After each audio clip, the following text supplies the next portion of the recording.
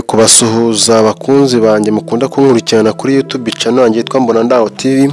Nkaba ngiye kubereka umujyi wa Kigali ukuntu umeze no mu minsi iri imbere ukuntu uzaba umeze.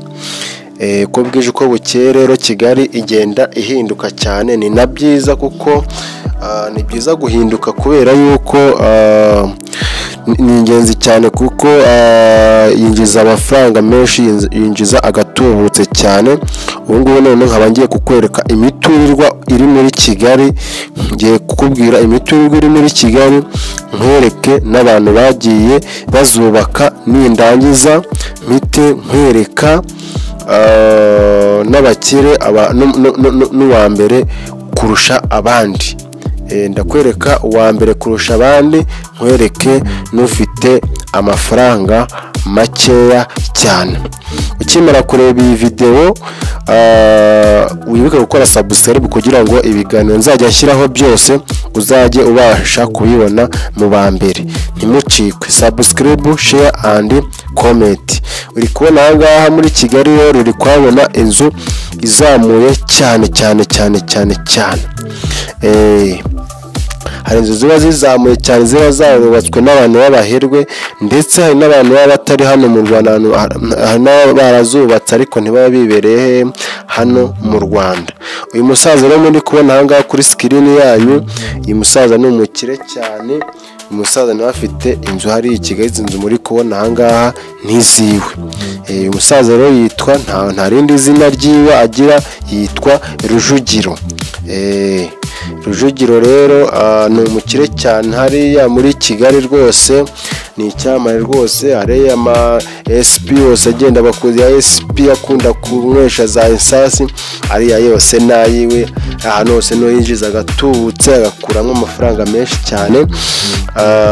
Muri make nabaherwe cyane. Uribaza ngo byaba byaragenze gute, batangiye ryari, batangiye gute? Nta kundi gutangira rero, nuko batangiye nyine bizigamira amafaranga.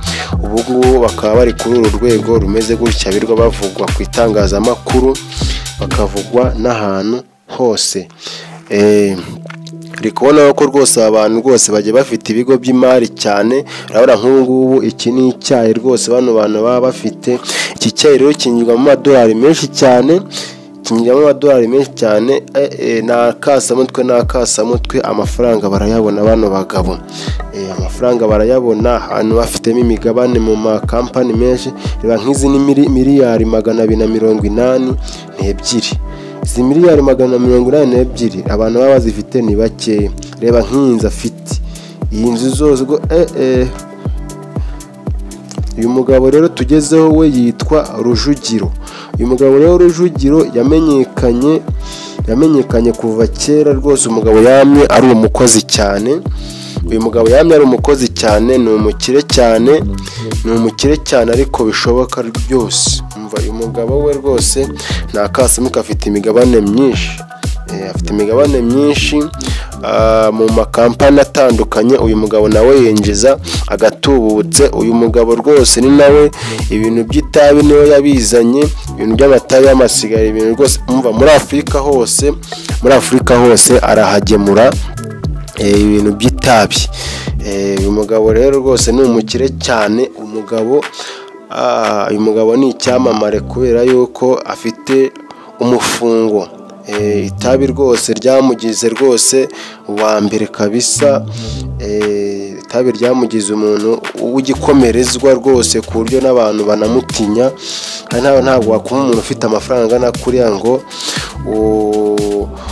ube wapfa kumuha ugakenyege. Icyo nababwira ni uko namwe muba muri kunyumva aha ngaha kuri iyi video kuri channel yanjye, ntabwo mwagira ubwoba cyangwa ngo muhungabanwe nubwo waba waravukiye umuryango rwose. Ubona nta kintu wifashije rwose. Ndizera yuko ibintu byazagira ibintu bikagenda neza cyane. Uyu mugabo nawe afite miliyari. Umugabo afite amamiliyari menshi kugira ngo murayabonye kuri screen yanyu. Ariko namwe ntimucike intege, namwe mukeneye amafaranga, mushaka kubona amafaranga, mugerageze cyane, mushyiremo imbaraga bishoboka byose. ndizera yuko namwe, kuko uyu mugabo ni uwa kera, ikindi aranakuze, yizigamiye rero ari mutoya, niyo mpamvu tuba turi kumuvuga ahangaha kuri sikirini yanyu muba murimo muramureba, kuko uyu mugabo ni umukire cyane, niyo mpamvu twamutoranije muri uyu mwaka wa 2025 kugira ngo mumenye abakire dufite hano mu Rwanda ndetse no muri Afurika. Hari abantu bafite amafaranga, hari abantu bafite amafaranga mutazagira ngo ni bya bindi byanyu. Twagiye noneho kuri Perezida Paul Kagame rwose amafaranga, nubwo wenda umuntu atakurirwa avuga byinshi, uyu musaza nawe agatubutse nawe aragafite, amafaranga arayafite rwose, usibye n'amafaranga n'igihugu aragifite. Igihugu cy'u Rwanda ni ikiwe rwose, aragifite mu biganza rwose, nawe agiye afite imigabane myinshi cyane muri MPD ndetse no muri Siko no mu Nyange hose. Ahangaha rwose abafitemo imigabane myinshi cyane, Inyange na SP biriya imodoka bikora imihanda hose abagiye afitemo imigabane. Ariko ni byiza cyane, ntabwo natwe uri kubona ko ubu ngubu ahantu n'umusaza rero ahantu yagiye atugeza ni kure cyane, ni ahantu hahambaye cyane, kuko ndabyibuka nanjye kera kujya gutega imodoka njya kureba nk'imodoka nk'ahantu runaka, hari igihe nafataga urugendo nabura kugira ngo mbe natega imodoka, nkafata urugendo rw'amasaha 5 ngenda n'amaguru, ubwo byasabaga kubyuka nka saa 8. Ariko uyu musaza yarabyoreje, nta muntu ugipfa gutegera, yagikoze yabanje gutega urugendo. Ubu ngubu usigaye ubyuka kurukambira ukajya ku muhanda wo nk'iminota ukazanywa nk'iminota 5-3, uhita ubona imodoka cyangwa se ugahita ubona n'ikindi kinyabiziga, amamoto rwose nayo ni ingenzi cyane. Uyu musaza twamuvuyeho twageze kuri uyu mugabo nawe. Uyu mugabo muri kubona ahangaha nawe ni umukire bishoboka byose. Aba bantu rero hari igihe ushobora kuruka ukavuga ati ''Aba abantu twavukiye rimwe cyangwa ntabwo twavukiye''. Aba bantu rero nabo bavukiye amezi 9, ntabwo bavutse ngo bafite amezi 2 ngo 5, oya. Aba bantu rero bagiye bavukira amezi 9 ni nk'abandi, ahubwo ikintu uyu mugabo rero muri kubona ahangaha niyo muntu yazanye ibintu byo guhamagara kera, biza kurangira nyine nawe agiye, haza abandi. Aba rwose aba ni abakire mana we, abangaba ni abakire bishoboka byose, ku rwego nawe ushobora kubona ukaba wahita uhungabana cyane. Ariko ni abakire, nawe kora cyane ushyiremo imbaraga, vuga ati nanjye nzakira, kandi birashoboka, ibintu byose birashoboka cyane. Aba bantu muri kubona kuri screen yanyu nta muntu utabazi, ahubwo mba n'abagororeke mbashyire kuri ino taburo mubarebe mubamenye. Abantu umva n'abahatara, abangaba ni abasirimu rwose, ni abasirimu. Muravuze ngo ni abasirimu, nta kintu yaba atandukireho, ni abasirimu. Aba nibo bazanye ikoranabuhanga bwa mbere hano muri Afurika. Uyu munsi umuherwe wa mbere ku isi ni umunyamerika ariko ufite inkomoko muri Afurika, yitwa Elon Musk, afite biliyoni zirenga 200 z'amadolari y'Amerika. Umuherwe wa mbere muri Afurika ni umunyanigeriya witwa Aliko Dangote, we atunze biliyoni 12 z'amadolari y'Amerika, akaza ku mwanya w'135 ku isi hose. Buri gace kose kaba gafite abakire n'abakene. Ubwo ntuhise wibaza umuntu utunze ibya mirenge cyangwa byinshi mu gihugu cyawe abaye hate n'uwakangaye ku isi n'ibindi. Nibyo muri iki kiganiro tugiye kubagezaho urutonde ruvuguruye rw'uyu mwaka rw'abahirwe 10 ba mbere mu Rwanda. Turakubwira byinshi kuri bo, gusa uraza gutungurwa kuko harimo amazina menshi tamenyerewe. Kandi ngira ngo murabizi uko nk'ahantu nko mu gace k'iwanyu muherereyemo ugira gutyo ukabona hari abantu bamwe bapingaga batangiye kugenda bazamuka. Ukibaza ntibiba byagenze bite, baba bakoze iki? Nta bindi bintu baba bakoresheje usibye gukora cyane. Wowe kora cyane, wirinde ubunebwe, ibintu byose birashoboka. Ubona nk'uyu muntu, inyubako muri kubona ahangaha niyo muntu ku giti cye.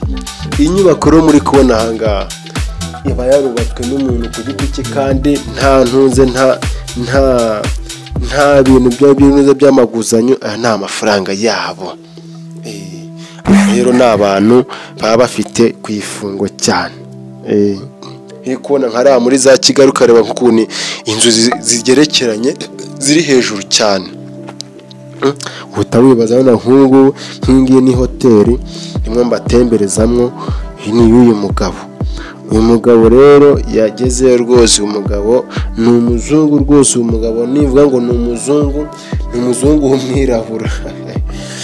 Buri umuntu wese ufite amafaranga ni umuzungu, umuntu ufite amafaranga ni umuzungu, umuntu ufite amafaranga arayoboye rwose, umuntu ufite amafaranga arayoboye. Iki kiganiro rero nikigushimisha, wibuke gukora subscribe ndetse na share na comment. Ikindi iyi video wibuke kuyisharinga mu bantu nyine, numara kuyisharingamo ubundi uraba ugize neza cyane, n'Imana iri buguhe umugisha. Hanyuma nzajya mbasha kubagezaho za video zimwe zimeze neza cyane, saa zindi rwose nawe uzagera ugahita uvuga ati terebye. Buriya rero abangaba ni abaherwe cyane. Buriya nuko buri butare rero nzabazanira ikiganiro cy'aba bantu noneho bafite intuze, bafite amakampani y'itumanaho. Urebye nka bano bantu bafite amakampani y'itumanaho bo rwose bo bafite amafaranga menshi cyane, menshi tugereranije n'igihe tugezemo. Bariya ni abahirwe. Wibuke gukora usiga comment. yakundaga ibijyanye n'ikoranabuhanga ndetse n'itumanaho cyane, aho yaje no kwikomereza muri kaminuza yo mu Budage, aho yaje kuhava ari engineer mu itumanaho. Maze agarutse muri Afurika yibera muri Zaire n'ubundi, kubera ko yari intiti cyane, yaje kuba inshuti n'uwategekaga Zaire icyo gihe, umunyagitugu Mobutu Sese Seko Ngwendo wa Zabanga, aho yanamwemeje uko hakoreshwa ibijyanye n'itumanaho rya telefone zigendanwa ryari rigezweho muri icyo gihe, aho muri Zaire kimwe no muri Afurika hose bikaba byakoreshwa. Mbere ya ariko mu 1977 yabaye umucuruzi ukomeye cyane w'ibikoresho bya kampani ya Hewlett Packard HP muri Zaire no muri Afurika, aho byaje no kumuhira cyane. Mu 1986 yashinze ikigo cy'itumanaho cyita Telecel International, ashaka guteza imbere itumanaho rya telefone ariko rikoresha inzira nziramugozi, Mobile Cellular Network. Muri uwo mwaka noneho ku nshuro ya mbere nibwo umuntu wa mbere ku mugabane wirabura yahamagaye kuri telefone igendanwa, apana bya bindi biba biziritseho imigozi uruhuri. Aha yari we, akaba ari nayo mpamvu atazirwa kuba sekuruza w'itumanaho rigezweho ku mugabane. Ishema rikomeye cyane ku Banyarwanda. Telecel International ni kampani yaje kwaguka cyane, igira mu bihugu byinshi bya Afurika, aho yari ihariye 40% kuri iri soko ry'itumanaho yo munsi y'ubutayu bwa Sahara, havuyemo Afurika y'Epfo. Gusa naho yaje kwashinga. Buriya bari abantu bafite ikoranabuhanga rwose ryo n'uzi yo mu kirere, bari abantu binjiza amafaranga menshi cyane. Mwibuke gukora subscribe, shandi comment, duhure muri comment.